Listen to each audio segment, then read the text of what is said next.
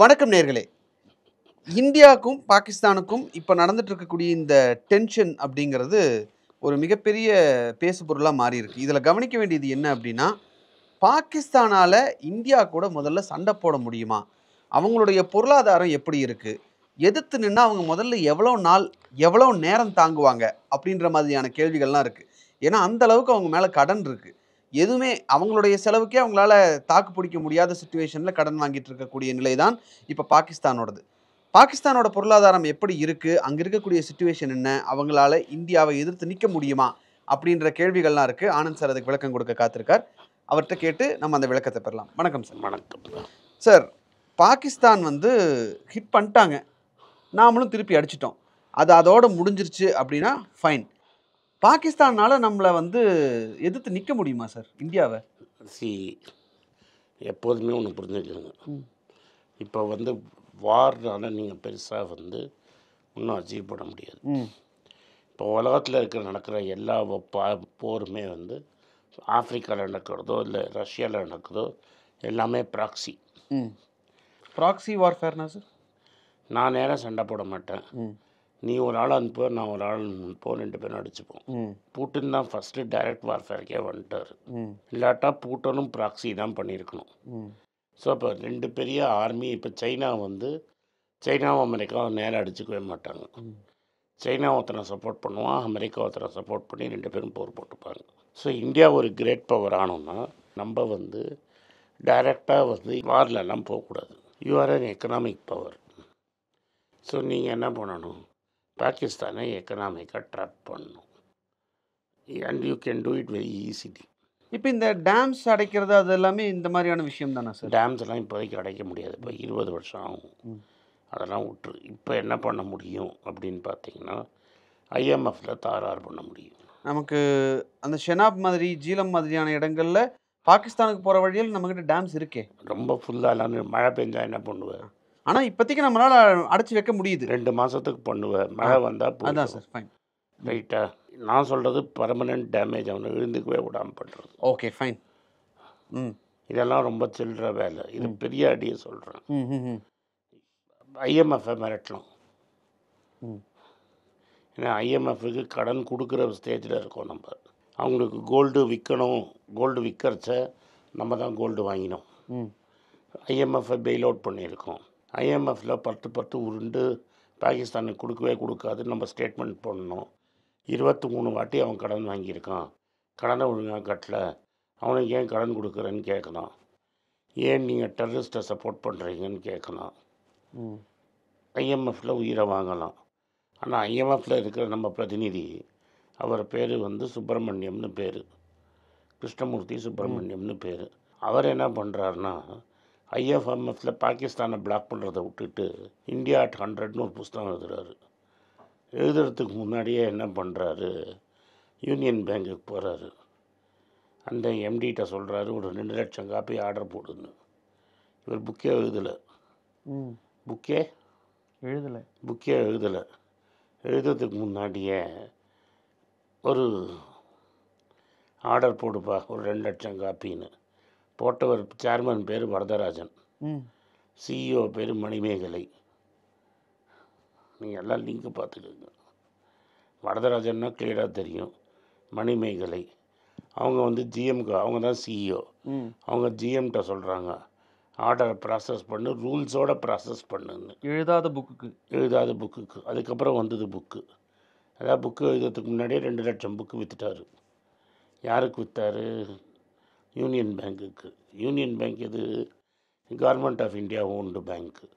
இப்போ உங்களுக்கு புரியும். ஏன்னா மணி பேச்சில் ஏன் நீங்கள் பப்ளிக் செக்டர் பேங்க் ஸ்டாக்கை தொடாதீங்கன்னு. யூனியன் பேங்குக்கு எது காசு? நீங்கள் போட்டிருக்கிற ஃபிக்ஸட் டெபாசிட்டு. நீங்கள் போட்ட ஃபிக்ஸட் டெபாசிட்டை வச்சு 7.25 கோடி அவர் புக்கு விற்றுன்ருக்காரு. இதுதான் இவர் பண்ணுறது. இவர் தான் ஐஎம்எஃப்பில் இருக்கார். இவர் தான் ஐஎம்எஃப்பில் போட்டிருக்காங்க. யார் போட்டிருக்காங்க? இந்தியாவோட அப்பாயின்மெண்ட்ஸ் கமிட்டி. அப்பாயின்மெண்ட்ஸ் கமிட்டியில் 2 இம்பார்ட்டண்ட் பீப்புள் யார்? பிரதமரும் ஹோம் மினிஸ்டரும். ரைட்டா? இவர் தான் உங்கள் சீஃப் எக்கனாமிக் அட்வைசர்.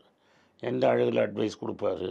இந்த நியூஸு வெளில வருது, எக்கனாமிக் டைம்ஸ் லெட்டரோடு போட்டான். உடனே அவர் ஃபயர் பண்ணிட்டீங்க. இந்த புக்கு இன்ப்ரொப்ரேட்லின்னு சொல்லி ஃபயர் பண்ணிட்டீங்க. அப்போ நான் சொல்கிறேன், இந்த புக்கு மேட்டர்னால அவரை ஃபயர் ஃபயர் பண்ணிட்டாங்க. பண்ணிட்டாங்கன்னு எல்லா பேப்பர்லேயும் வந்துடுச்சு. பேங்கிங் பியூரோவில் ஒரு சீஃப் இருப்பான். அந்த சேர்மனுக்கு ஏன் தண்டனை இல்லை? வெறும் அந்த ஜிஎம்ஐ மட்டும் சஸ்பெண்ட் பண்ணிட்டா சரியாக போயிடுமா? இதில் வந்து 10லேருந்து 25% அவருக்கு ராயல்ட்டி. ஸோ 70லேருந்து 2 கோடி ரூபா. இந்த கேஸில் இவர் தான் ஆர்டர் கொண்டு வந்ததுனால 2 கோடி ரூபா அடிச்சிருப்பார். அவர் தான் வந்து அவர் ஒரு நார்மலாக ஒரு 10,000 புக்கு விற்கிறதே ரொம்ப கஷ்டம். ஒரு புக்கு 10,000 காப்பி விற்றுருச்சுன்னா அது பெஸ்ட் செல்லர். 2 லட்சம் காப்பி 2 லட்சம் காப்பி புக்கு எழுதுறதுக்கு முன்னாடியே. ரைட்டா? இவர் தான் உங்களுக்கு இவரை மாதிரி 2 அட்வைஸரை வச்சுருந்தீங்கன்னா நீங்கள் ஐஎம்எஃப்ல என்னத்தை பண்ணுவீங்க? சார் செம்ம மேட்டர் இல்லை சார். புக் எழுதுறதுக்கு முன்னாடி 2 லட்சம் காப்பி விற்றுட்டேன். இந்த மாதிரி தானே சார் அட்வைசர் வேணும்? ஆமாம். எப்படி? யாருக்கு விற்ற? ஏதாவது சிட்டி பேங்க் வாங்கினானா? வாங்க சார், நான் விற்றுட்டேன்ல சார். அவ்வளோதான் விற்றீங்க. நான் தான் சீஃப் எக்கனாமிக் அட்வைசர் பேசுகிறேன். என்னை யார் பாஸ் பண்ணாங்க வச்சாங்க தெரியுமா? ஃபோட்டோ கவனிச்சியா? பாரு ஃபோட்டோன்னா அவன் வாங்கிட்டான். விற்கிறக்கு அவருக்கு ஒரு திறமை என்ன இருந்தது. திறமை அது? ஸோ இதுலேருந்து என்ன புரிஞ்சுக்கோங்க, அட்லீஸ்ட் டெண்டுல்கர் ஃபோட்டோ போட்டிருந்தா 4 பேர் எக்ஸ்ட்ரா பக்கம்னு திறந்துருப்பான். பிராண்ட் என்டார்ஸ்மெண்ட் ஆகிருக்கும். இதில் என்ன பிராண்ட் என்டார்ஸ்மெண்ட்டு? ஸோ இப்போ அவர் ஐஎம்எஃப்ல இருக்கார் அப்படின்னா ஐஎம்எஃப்லேருந்து இந்த வேலையை பார்க்காம அவர் உட்காந்து புக்கு எழுதி வித்துட்டு இருந்தார். அவர் என்ன பண்ணியிருக்கணும்னா பாகிஸ்தானை உருண்டு அழுது இருக்கணும். பாகிஸ்தானுக்கு 5 பைசா கொடுக்காதன்னு இவர் ரவுடி மாதிரி பெல்ல சுற்றி இருக்கணும். சைக்கிள் செயின் சுற்றுற மாதிரி சுற்றி இருக்கணும். அதுதான் பேங்க்கில் சுற்றிட்டு இருந்திருக்காரு. பேங்க்கில் சுற்றிட்டு இருந்தார் அவர். கரெக்டாக சொன்னீங்க. ஸோ இப்படி பண்ணால் பாகிஸ்தான்னா நீங்கள் நிறுத்தலாம். சார் ஐஎம்எஃப்ல வந்து பாகிஸ்தான் $7 பில்லியன் வேணும்னு கேட்குறாங்க. சரி வச்சு தொலை, அந்த லெவலில் தான் ஐஎம்எஃப் வந்து 2024 கொடுக்குறாங்க. அவர் வெளியே வந்து சொல்கிறாரு, இந்த $7 பில்லியன் ஐஎம்எஃப் கொடுத்ததுக்கு ரொம்ப நன்றி. இது எங்களுக்கு கிடைச்சதுக்கு ரொம்ப சப்போர்ட்டிவாக இருந்தது வந்து சைனா, யுஏஇ, சவுதி அரேபியா. சரி, சைனா நம்ம சொன்ன பேச்சை கேட்க மாட்டான். யுஏஇயும் சவுதி அரேபியா நம்ம சொன்ன பேச்சு கேட்பான்ல. ஒன்ட்ட அவன் கச்சா எண்ணெய் விற்கணும்ல. பிரதமர் கூட இப்போ போயிட்டு வந்தார் இல்லை? நீங்கள் சொல்லலாம்ல, பாகிஸ்தானுக்கு எண்ணெய் விற்றுருங்க, இல்லாட்டா என்கிட்ட எண்ணெய் விற்றுருங்க. சரி, இந்த ஒரு லோனெல்லாம் கொடுத்துருக்கியாமே சவுதி, ஏதோ லேண்டெல்லாம் எழுதி வாங்கிட்டு லோன் கொடுத்துருக்கே, அந்த லோனெல்லாம் இன்றைக்கே கேளு. இத்தனைக்கும் யுஏஇயும் சவுதி அரேபியாவும் 6 மாதம் கிரெடிட்டில் இவங்களுக்கு ஃப்ரீயாக கொடுத்துட்ருக்காங்க பெட்ரோல். அப்போது நீங்கள் உங்கள்கிட்ட பெட்ரோலை வாங்க மாட்டேன் அப்படின்னு நீங்கள் பைக்காட் பண்ணிங்கன்னா என்ன ஆகும்? ஓகே, இப்போ நான் சவுதியில் வாங்க மாட்டேன் அப்படின்னு நான் சொல்லிட்டேன். சவுதி பாகிஸ்தானுக்கு சப்போர்ட் பண்ணுறாங்க. நான் சவுதி அரேபியாவிலிருந்து பெட்ரோல் வாங்க மாட்டேன். சவுதியில் வாங்க மாட்டேன். யார் பாகிஸ்தானுக்கு சப்போர்ட் பண்ணுறீங்களோ வாங்க மாட்டேன். நான் ரஷ்யாவில் வாங்கிப்பேன், வெனிசுலாவில் வாங்கிப்பேன், அமெரிக்காவில் வாங்கிப்பேன்னு சொல்கிறேன். என்ன ஆகும்? நீ தான் ஒருத்தவன் வாங்கின்னு இருக்கிற, எல்லாரும் உங்கள் காலில் வந்து தான் விழுவான். சார் இப்போ இருக்கிற சுச்சுவேஷன், இந்த ஸ்டெப்ஸ் எல்லாம் எடுக்காமலே பாகிஸ்தான் வந்து நம்ம கூட சண்டை போடுறது அளவுக்கு தெம்பா இல்லை அப்படிங்கிறது தானே? இதெல்லாம் தான் ஸ்ட்ராட்டஜிக் திங்கிங். எஸ் சார், இது ஸ்ட்ராட்டஜிக் திங்கிங். அண்ட் இப்போ நீங்கள் பியாண்ட் த லெவல் சொல்கிறீங்க. பாகிஸ்தான் நீங்கள் சொல்கிற லெவல் நேற்று லெவலில் தானே உனக்கு சொன்னேன். எஸ் சார், இந்த லெவலுக்கு போகிறது, இந்த லெவலுக்கு போகணும்னா பாம்பேல 4 கப்பலில் நம்ம ஆர்மியை நேவி அமைச்சு விட்டு பாகிஸ்தான்லேன்னு ஒரு 250 கிலோமீட்டரில் அப்படி ஒரு ரிங்காக கட்டி விட்டுட்டு எந்த கப்பலும் தாண்டி போகக்கூடாது. எங்கள் வாட்டரில் இருப்போம் நாங்கள். ஆனால் எந்த கப்பலும் அது வந்து கராச்சியை பிளாக்கேட் பண்ணலாம்ல சார். இதெல்லாம் ஒரு லெவல் ஆஃப் ஹிட்டிங் சார். நான் என்ன அதுக்கெல்லாம் பாகிஸ்தான் தாங்குவாங்களான்னு நான் கேட்குறேன். நான் எதுக்கே ரிஸ்க் எடுக்கணும்? என் சோல்ஜர் எதுக்கே செத்து போகணும்? இப்போ அடித்தாச்சு. இதெல்லாம் பண்ணேன்னா அவன் மண்ணு போயிடுவான்ல. இப்போ பீப்புளுக்கு ஒரு ஆஃபரை கொடு, ஆர்மியை த்ரோ பண்ணுங்க, நாங்கள் உங்களை சப்போர்ட் பண்ணுறோம். நேற்று வந்த பங்களாதேஷ் நீ தான் இண்டிபெண்டன்ஸ் வாங்கி கொடுத்த, சைனா கூட சேர்ந்துக்கிட்டு உன்கிட்ட சொல்கிறான் நான் 7 நாடை பிடிப்பேன், உன்னோட நார்த் ஈஸ்ட்டை உன்னை கட் ஆஃப் பண்ணுவேங்கிறான். நம்ம அதுக்கு பதிலே சொல்லாமல் இருக்கிறோம். See, power game is all about perception. You not only should you be tough, but you should seem to be tough. You should seem to be tough. Okay. இப்போ வந்து இதே திவ்யா கொண்ட்ரபாடேன்னு ஒரு லேடியை வந்து அமெரிக்கா அரெஸ்ட் பண்ணாங்க. இமீடியட்டாக அந்த எம்பசியை முற்றுகை பண்ணி எம்பசிக்குள்ளேயே யாரும் உள்ளே வெளில போக முடியாமல் பண்ணார் மன்மோகன் Singh. You should be seen to be tough. அதை விட்டுட்டு நான் குழான்னு பண்ணிகிட்ருப்பேன் அப்படின்னு நேற்று ஜெய்ஷ் முகமது என்ன சொல்கிறாரு, அந்த முகமது மௌலானா மசூதா சார் என்ன சொல்கிறாரு, என் குடும்பத்தில் 10 பேர் செத்துட்டாங்கன்னு. அவரை ஏன் தூக்க முடியல உங்களால்? Right sir. இப்போது அங்கே இன்ஃப்ளேஷன் லெவல் பார்த்தா 40ன்றாங்க.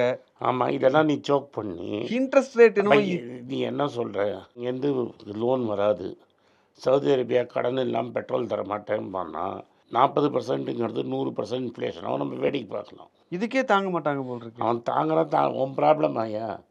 அவன் சோத்துக்கு அடிச்சுட்டு போட்டான், அவன் ஆர்மி அடிக்கிட்டோம், அதெல்லாம் அவன் ப்ராப்ளம்மு. நம்ம ரிஸ்க் இல்லாமல் மேட்டர் முடிச்சிடலாம்ல. ஸோ அப்போ நீங்கள் சொல்கிற மாதிரி அந்த சூப்பர் பவர் அப்படிங்கிற ஒரு விஷயத்த இந்தியா ஹேண்டில் பண்ண ஆரம்பிச்சிருச்சு. நாலுலேருந்து கோகோகோலா இடத்த காலி பண்ணுன்னு சொன்னால் என்ன அர்த்தம்? ஒன்றும் பண்ண முடியாது. இதே பாகிஸ்தானில் காலி பண்ணு, உனக்கு 7 நாள் டைம் தரேன், இல்லை இங்கே இடத்த காலி பண்ணி போனால் என்ன? அவன் இங்கே தான் இருந்தான். எல்லோரும் இங்கே தானே இருப்பான், நெஸ்லேலேருந்து ஹிந்துஸ்தான் யூனிவர்லேருந்து, அதெல்லாம் எடுங்களேன். Okay sir.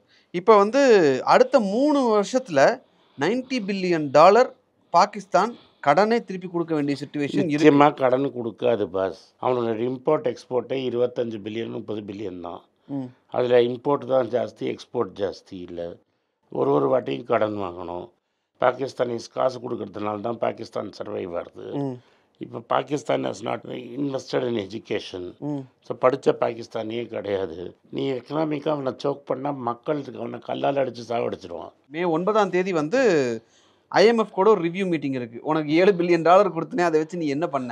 நான் சொன்னதெல்லாம் நீ பண்ணியா? இன்ஃப்ளேஷனை குறைச்சியா? அப்போ நம்ம ஆள் அங்கே வந்து புக்கு விற்காமல் இருந்தாருன்னா கேள்வி கேட்கலாம்ல. ஒரு அரிய வாய்ப்பை நழுவ விட்டோம்ல நம்ம. $7 பில்லியன் கொடுக்கறதுக்கு சார் சப்சிடியை கட் பண்ணு, டேக்ஸை இன்க்ரீஸ் பண்ணு, எலக்ட்ரிசிட்டி ரேட்டை ஏற்று, கேஸ் ரேட்டை, எல்லாத்துக்கும் ஆமா சாமி சொல்லி $7 பில்லியன் வாங்கிட்டு வந்துட்டாங்க. ஆமாம், இந்த $7 பில்லியன் கடன் பத்தலை அப்படின்னு இப்போ அடுத்தது என்ன கேட்குறாங்க? இன்னொரு $1.5 பில்லியன் வேணும் அப்படிங்கிறதுக்கான ரிவ்யூ மே 9 நடக்குது. கொடுத்தது வரப்போவது இல்லை. அவன் ஏதோ எழுதி வாங்கியிருக்கான். இந்த சவுதி அரேபியா என்ன பண்ணியிருக்கான், இஸ்லாமாபாத்லேருந்து வேற எங்கேயோ போகிற ரோடை விலைக்கு வாங்கியிருக்கான். லாகூர் இஸ்லாமாபாத் ரோடை செக்யூரிட்டியாக வாங்கி தான் கொடுத்துருக்கான். அந்த செக்யூரிட்டி என்கிட்ட கொடுன்னு கேட்டு பேப்பரை வாங்கி நீ ஆக்ஷன் விடலாம்ல. இத்தனை நடந்துட்டு இருக்கு சார். கிளைமேட் சேஞ்சுக்கு $1.5 பில்லியன் கடன் கொடுங்கன்னு நாளானிக்கு போய் பாகிஸ்தான். அதெல்லாம் முடிய இதெல்லாம் செய்யலாமா? செய்ய முடியாத. பண்ணணும். நாளைக்கே கிரிக்கெட் ஆட முடியாதுன்னு சொல்லலாம். ஓவர் த ஃபோன் கால் முடிகிற விஷயம் தான் சார். நாளிலேருந்து நீங்கள் வெளில வா, அமித்ஷா பையன் தானே, ஜெயஷாக்கு எழுதி கொடுத்தா படிக்க போகிறாரு. ஸோ ஒரு மாதிரி நம்ம சாஃப்டாக ஹேண்டில் பண்ணிகிட்ருக்கோம். க்ரியேட்டிவாக பாஸ்டில் வந்து நான் சொன்ன மாதிரி இந்திரா காந்தியோ வாஜ்பாயோ 2 பேரும் க்ரியேட்டிவாக ஹேண்டில் பண்ண மாதிரி நம்ம க்ரியேட்டிவாக ஹேண்டில் பண்ண தரல. இது வந்து பிரதமரோட, நான் பிரதமரை சொல்கிறேன், எனக்கும் பிரதமருக்கும் ஐடியாலஜிக்கலி 1000 கருத்துப்பாடு இருக்கலாம். இந்தியான்னு வந்துருச்சா நாங்கள் 2 பேரும் ஒன்று. Okay sir. ஸோ நம்ம அந்த விஷயத்தை சாஃப்டாக டீல் பண்ணல, ஸ்ட்ராட்டஜிக்காக டீல் பண்ணலை, அதுதான். எஸ், நீங்கள் கரெக்டான ஸ்டெப் எடுத்திருக்கீங்க. இதோடு நிறுத்திடாதீங்க, ஸ்ட்ராட்டஜிக்காக பண்ணி பாகிஸ்தானை கம்ப்ளீட்டாக க்ரஷ் பண்ணிவிடுங்கிறேன். Fine sir. ஸோ பாகிஸ்தானுடைய கடன் ஒரு பக்கம், போர் ஒரு பக்கம், தாங்க முடியுமா அப்படிங்கிறது இன்னொரு மிகப்பெரிய கேள்வி. பொறுத்திருந்து பார்க்கலாம். இவ்வளோ நேரம் விளக்கம் கொடுத்தீங்க சார், நன்றி. நன்றி, வணக்கம். எனக்கு ஒரு விஷயத்தை அட்டென்ஷனுக்கு கொண்டு வந்திருக்காங்க. என்னோட ஏஐ ஜென்ரேட்டட் இமேஜை பார்த்து யாரோ ட்ரேடிங்க்கு பணம் கொடுத்து ஏமாந்துருக்காங்க. ப்ளீஸ், உங்களுக்கு நான் பல தடவை சொல்லிட்டேன், இப்பவும் சொல்கிறேன், நான் யார்கிட்டையும் பணம் டைரெக்டாக வாங்குறது இல்லை, அப்பாயின்மெண்ட் பார்க்குறதே கிடையாது. அதனால் என்னை பார்க்கலான்னு யாராவது காசு கேட்டாங்கன்னா இல்லைன்னு சொல்லிவிடுங்க. அடுத்தது ஒரு இமெயில் ஐடி இருக்குது, அதில் போட்டால் எங்கள் டீம் கான்டாக்ட் பண்ணுவாங்க. அது டைம் ஆகுதுன்னா வினோதோட இன்ஸ்டாகிராம் அக்கௌண்ட்டில் வினோத்தை மெசேஜ் பண்ணுங்க. அவன் என் தம்பி, அதுலேயும் அவன் காசு கேட்க மாட்டான். காசு கேட்குறாங்கன்னா ஏமாறுறீங்க.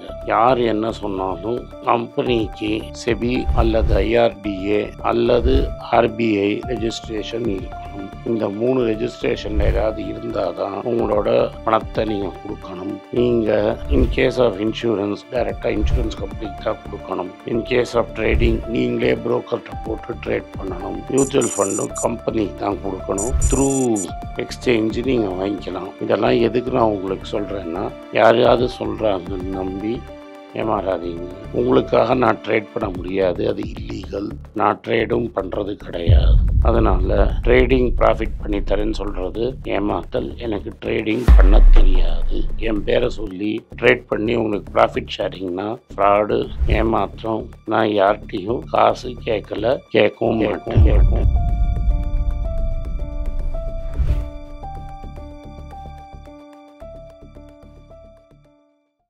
வணக்கம், இது ஆனந்த் ஸ்ரீனிவாசன். இது என்னோட பர்சனல் சேனல். மணி பேச்சுக்கு தனியாக ஒரு சேனல் இருக்குது, அது டெலிகிராஃப் சேனல். இது என்னோட பர்சனல் சேனல். நான் என்ன நினைக்கிறேன், நான் தத்துவ பேச்சை பற்றி என்ன பேசுகிறேன், நான் பொருளாதாரத்தை பற்றி என்ன நினைக்கிறேன், ஜென்ரல் பொருளாதாரத்தை பற்றி நினைக்கிறேன், என் ஐடியாலஜியை பற்றி நான் என்ன நினைக்கிறேன், என்னோட ஃபிலாசபி, என்னோட நம்பிக்கை, ரமண மகரிஷி, சார்லி மங்கர் பற்றிலாம் என்ன நினைக்கிறேன்னு இதில் பேசுவேன். இதில் வீடியோ அப்டேட் அப்பப்போ வரும். நீங்கள் சப்ஸ்கிரைப் பண்ணிங்கன்னா என்ன நீங்கள் பர்சனலாக ஃபாலோ பண்ணுறீங்க. இது மணி பேச்சு இல்லை, இது இன்வெஸ்ட்மெண்ட் இல்லை.